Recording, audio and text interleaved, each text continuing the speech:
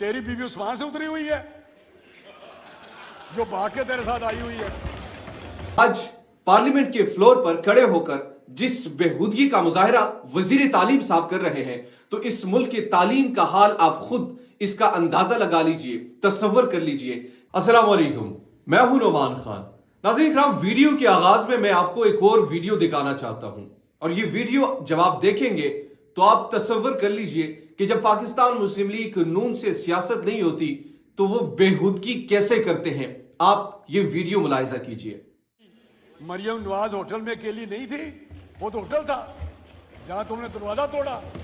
तेरी बीवी उस्मान से उतरी हुई है जो भाग के तेरे साथ आई हुई है। कमाल है, तुमसे बड़े खानदान हैं ये। तुम तो एक करप्ट टैक्सीन के बेटे हो। मुझे याद है कि एक शादी थी तो इसका वालिद बैठा हुआ था, तो ये भी उस शादी पे गया इमरान खान। तो वो साथ जो बैठे हुए थे इसके वालिद साहब के साथ, वो इकरामुल्लाह नियाजी साहब के पास, तो उसने कहा कि ये बेटा आपका आ रहा है। कहता जी हाँ, कहने को तो मेरा बेटा लेकिन है हरामदा। ये उनके लफ्ज थे, ये उसके बाप क्यों अपने दोस्तों के साथ लफ्ज थे।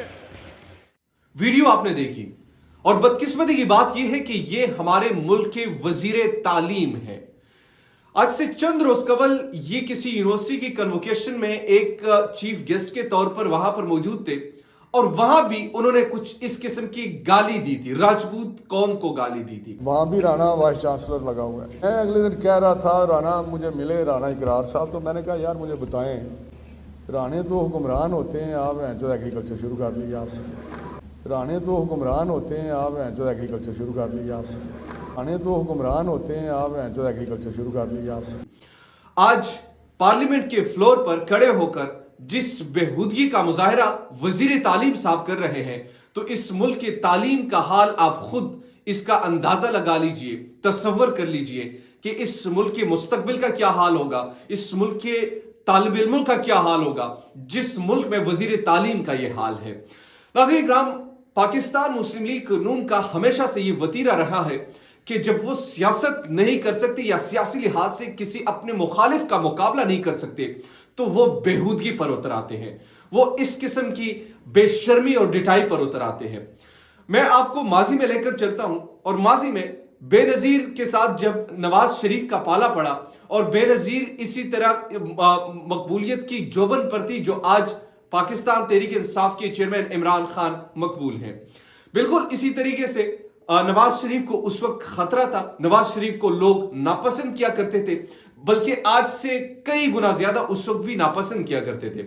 मगर चूंकि माफिया का ये काम होता है, और मैं माफिया पर आजकल बहुत ज्यादा स्टडी भी कर रहा हूं कि माफिया कैसे वर्क करता है, तो आपको मैं वक्तन फवक्तन वो भी बताता हूं कि माफिया जो है वो हमेशा से एक पब्लिक ओपिनियन जबरी तौर पर बनाने की कोशिश करते हैं।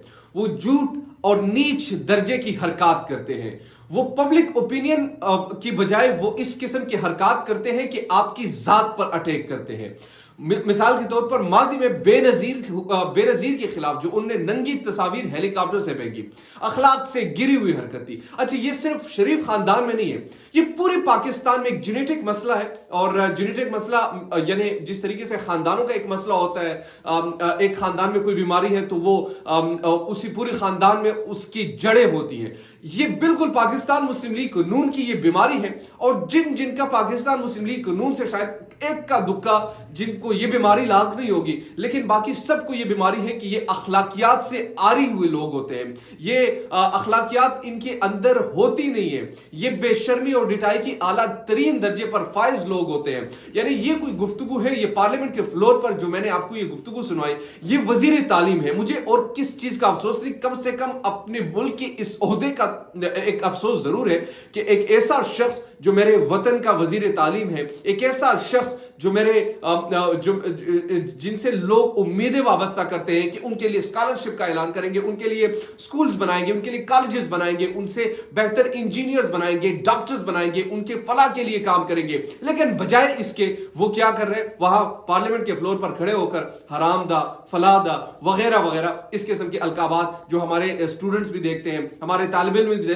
देखते हैं, हमारे नई जनरेशन भी देखते हैं कि हमारे वजीर तालीम साहब गुफ्तगू कर रहे हैं कम से कम شاید ان کے لیے کوئی پروجیکٹ کا اعلان کرے, شاید کوئی اسکیم کا اعلان کرے, لیکن بجائے کوئی اسکیم کے اعلان کرنے کے یہ وہاں پر جا کر گالیاں دیتے ہیں, ڈھٹائی کرتے ہیں بے شرمی سے کہ دوسرے کو نیچا دکھایا جا سکے, دوسرے کو یعنی اخلاقی طور پر گرایا جا سکے. لیکن ہمیشہ یاد رکھیے گا, جب آپ کسی کو گرانے کی کوشش کرتے ہیں آپ خود گر جاتے ہیں, آپ نظروں میں گر جاتے ہیں. آپ نے اس دن ہوشیاری کی, اللہ نے آپ کو کیسے ذلیل کیا, آپ ایک کنوکیشن میں خطاب کر رہے تھے, آپ کی زبان سے کیا غلاظت نکلی. یہ انسان کی جو اپبرنگنگ ہوتی ہے, جو انسان کی خاص طور پر جب وہ پھلا بڑا ہوتا ہے تو اس کا بھی اندازہ ہو جاتا ہے کہ وہ کس خاندان سے ان کا تعلق ہے, وہ ان کی اپبرنگنگ کیسی ہوئی ہے, ان کی جو خاص طور پر پھلا بڑا ہوا ہے وہ کس ماحول میں ہوا ہے, تو وہ سب چیزوں کا اندازہ ہو جاتا ہے. اور یہ پاکستان کے وزیر تعلیم میں بدقسمتی کی بات یہ ہے.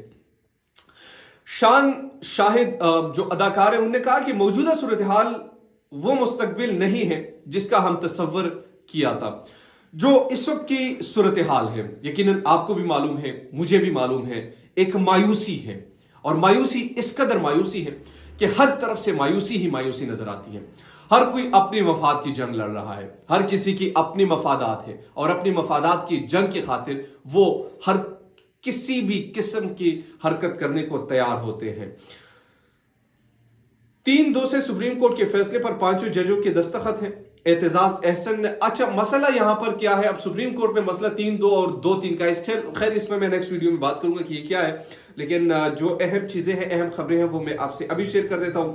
الیکشن سے انکار کے بعد الیکشن کمیشن کا عمران خان کے خلاف کیسز پر فوکس.